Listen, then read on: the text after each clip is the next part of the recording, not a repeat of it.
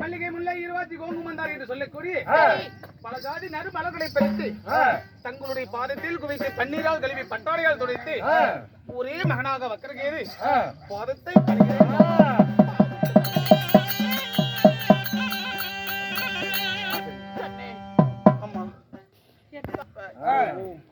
அம்மா நீங்கள் கொடுத்த ஆசீர்வாதம் சுருள் 33 கோடி தேவர்கள் கொடுத்த ஆசீர்வாதம் என்று என் சிறைமேல் வைத்து தங்களிடத்தில் ஒரு வார்த்தை ஒன்று நான் கேட்கலாமா? அம்மா என்ன தெரியுமா?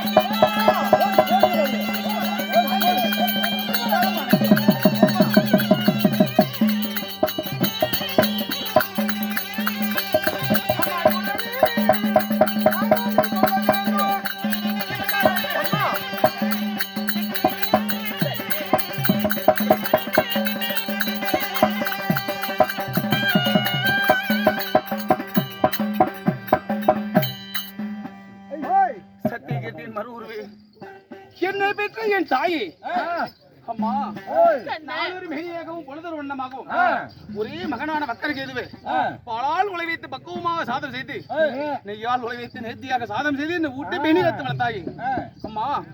பள்ளி பாடசாலையில் இருக்கும் பொழுது அரண்மனை புத்தி மந்திரியை விட்டு இதற்காக அழைத்தீர்கள், என்ன விஷயம்?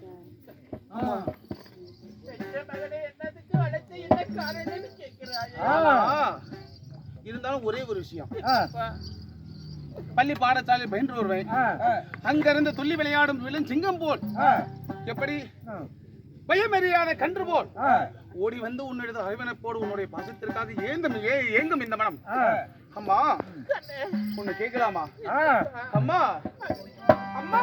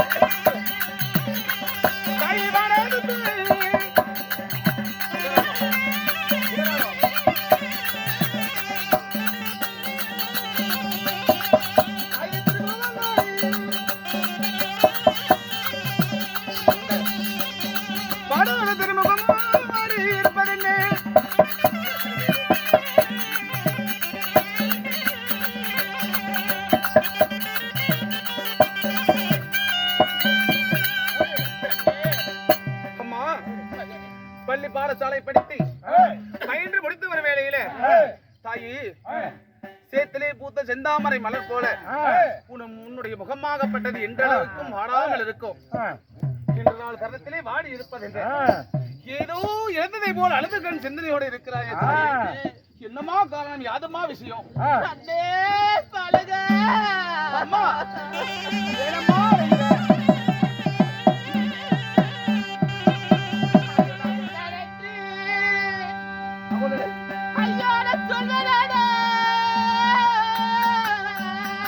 என்னமாச்சு?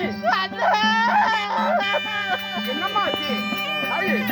உன் மகன் நான் இருக்கு, உனக்கு என்ன ஆச்சு? யாது வேண்டது?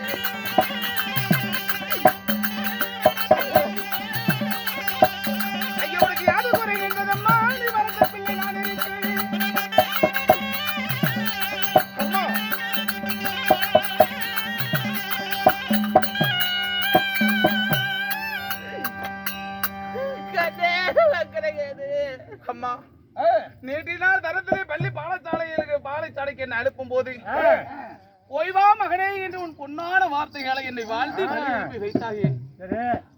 அரண்மனை பத்தி மந்திரி அழைத்து அழுதுகன் சிந்தனையோடு இருக்குது என்னமா விஷயம் என்று நான் கேட்கின்ற வேளையில எதற்காக தாயே இப்படி நீ அழுந்து புலம்புகிறாய்? இந்த பாவி சண்டாளி ஒரு இடத்துல எப்படி நான் சொல்லுவேன்? என்னமா ஆச்சு? யாதமா விஷயம்? அந்த விஷயத்தை சொல்லுடா. என் பெத்த வயிறு பத்தி எரியுதே மகனே.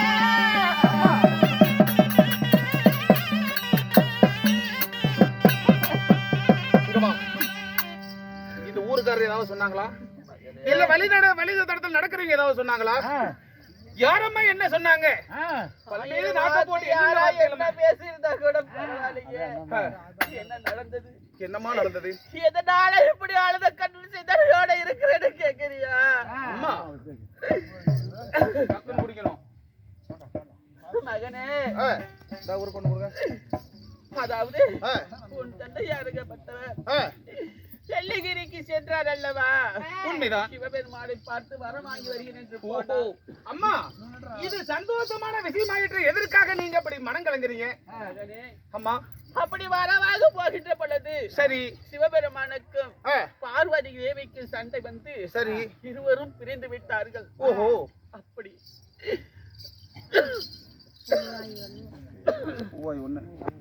இந்த மதிப்புக்கு சிவன் இடத்துல அப்பா வரத்திற்கு சென்றாங்க. சந்தோஷமான விஷயம் தானே, வரம் வாங்கிட்டு வந்திருப்பாங்க இல்ல இந்த நாடாளுவதற்காக. அப்படி சென்ற இடத்துல சரி சிவனுக்கு பார்வதிக்கும் வாக்குவாதம் வந்து சரி அதாவது பார்வதி தேவி எங்க சென்று விட்டார்? எங்க அம்மா அது அவங்க குடும்ப விஷயம். அப்போ வரம் வாங்கிட்டு வந்தாங்களா இல்லையா? கண்ணே, அவசரப்பட வேண்டாம். சரி நான் சொல்வதை கேள். அப்படி இருவருக்கு வாக்குவாதம் வந்து பார்வதியாக தேவி என்ன செய்து விட்டார்?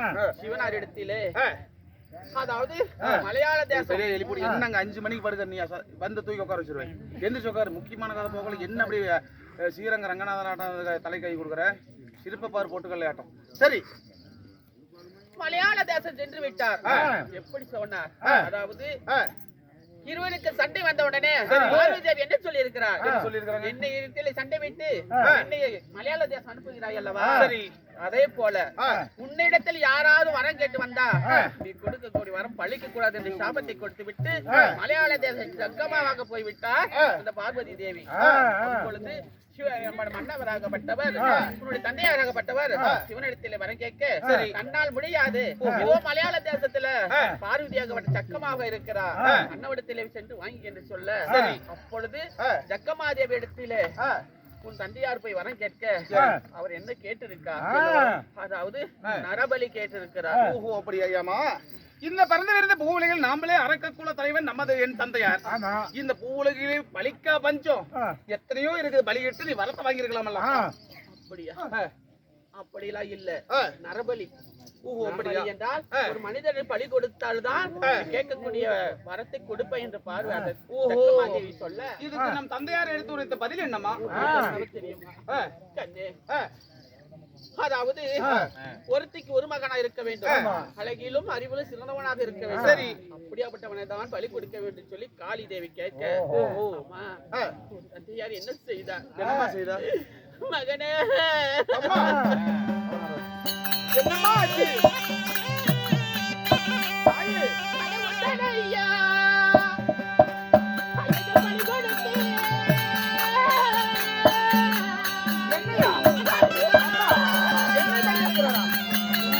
என்னமா விளையாட்டுத்தனமா இருக்குது? என்ன பண்ணிருக்கா?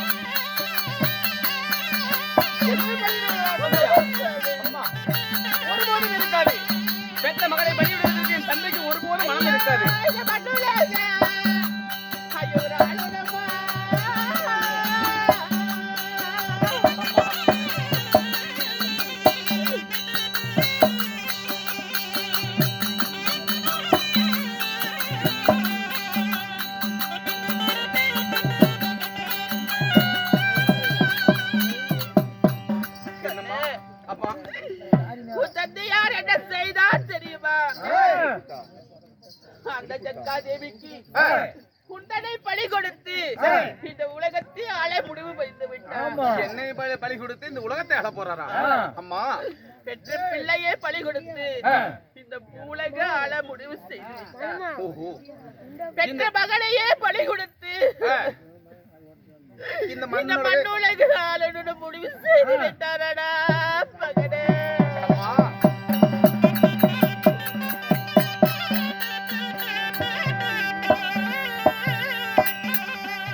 என்னுடைய தந்தையோ அசரோத குலத்துக்கெல்லாம் தலைவன். வாழை கோருகளை போல ஒரே மகனாக அருந்தவ புதல்வனாக நான் பிறந்து என் தந்தையாராவது என்னை பலி கொடுப்பவராக. அம்மா, நீ ஏதாவது வேற யாரே இதை சொல்லி இருப்பாங்க, அதை கேட்டு நீ இப்படி புலம்பலாமா? உன் தந்தை யார்? தன்னை பலி கொடுத்து இந்த உலகத்தை ஆள வேண்டும் என்று சொல்லி முடிவு செய்து விட்டார். அம்மா, என்ன செய்வது ஏன் தெரிவது தெரியாம சொல்றது உண்மையா? அம்மா, அம்மா, அம்மா, அம்மா,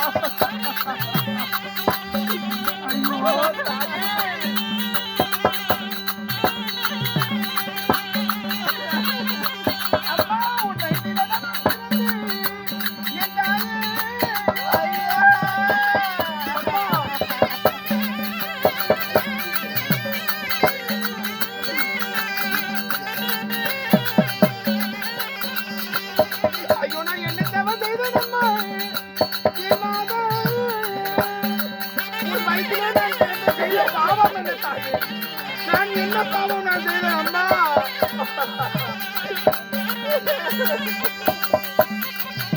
ஐயோ, வாழைக்கு ஒரு குளிய போல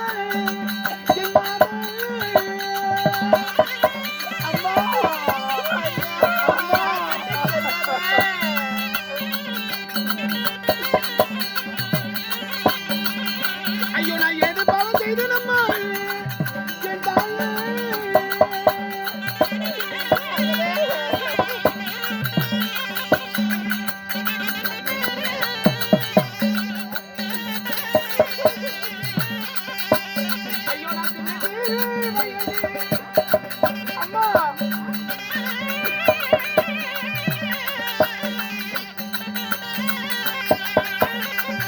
ஐயோ, நான் அறியாத பருவம் அம்மா, என் தாயே.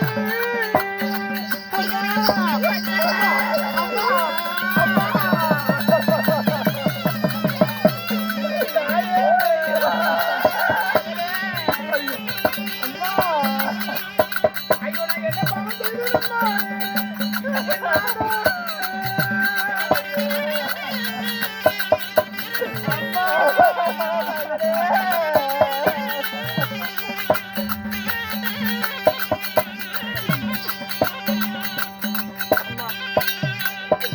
அம்மா, உன் வயிற்றிலே உன்னுடைய உதரத்திலே ஊறி பிறந்த ஒரே ஒரு பாலகன். நான் உன் வயிற்றிலே நான் பிறந்தது தப்பா? நான் என்னமா பாவம் செய்தது? நாடாள ஆசை கொண்டு என் தந்தையார் என்னை பழிவதற்கு அம்மா.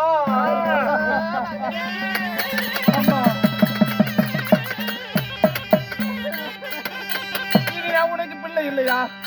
அந்த காணிக்கு பிள்ளையா? அம்மா, அப்ப நான் உனக்கு பிள்ளை இல்லையா? நீ என்னை வளர்த்தது பொய்யா? உன் பொய்யா அம்மா?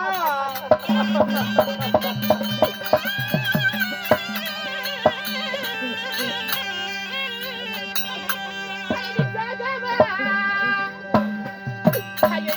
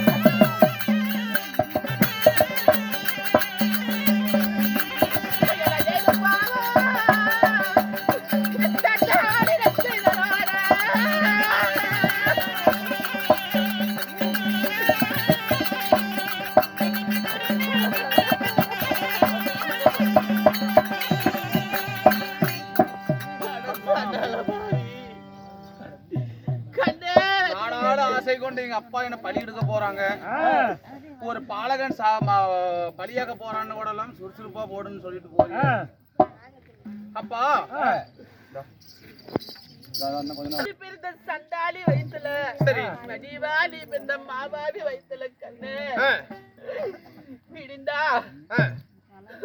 உன்னை பலி கொடுக்க வேண்டும் என்று சொல்லி உன் தந்தை யார் ஒருத்த கால நின்று கொண்டு இருக்கிறார். நான் என்ன செய்யும் அம்மா?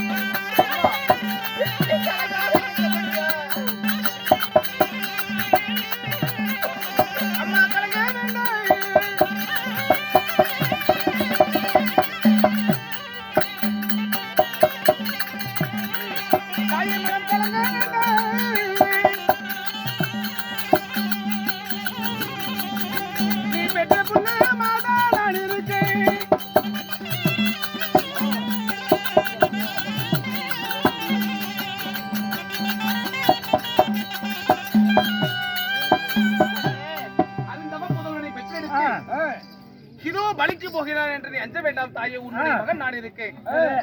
பெத்த மகனை பலியிடுவதா என்று மனம் கலங்க வேண்டாம். உன்னுடைய மகன் நான் இருக்கிறேன். 1000 தான் இருந்தாலும் புலிக்கு பிறப்பது ஒருபோதும் பூனையாகாது. கடுகள் சிரித்தாலும் காலம் கொள்ளாது, எங்கேயும் போகாது. அதனால என் தந்தையார் என்னை பலியிடுவதற்கு முடிவு செய்து விட்டார். 1000 தான் இருந்தால் அசுர குலத்தில் ஓடுகிற ரத்தம் எனக்கும் ஓடுகிறது. என் தந்தையாரை சந்தித்து என் தந்தையார் வாயிலிருந்து என்ன வார்த்தை வருகிறது என்று நான் அதை தெரிந்து நான் பலிக்க போவதா இல்லை நான் மீண்டும் பிறப்பதா அப்படி என்று என் தந்தையார் இடத்துல நான் ஆலோசனை பெற்று அம்மா நடப்பதை நான் பார்க்கலாம். தந்தையார் உன்னை பலி கொடுக்கிறேன்னு சொல்றாரு. இனிமே உன்னை நான் பார்ப்பனா இல்லையோ தெரியல. அப்படி அப்புறம் அதனால கண்ணே கடைசியாக ஒரே ஒரு அப்பா பேரு என்னங்க? அதாவது கோவிந்தராஜ் அப்பா அவர்கள் என்னுடைய வேடத்தை பாராட்டி அவரது சொத்திலிருந்து அன்பளிப்பு வழங்கியிருக்கிறார்.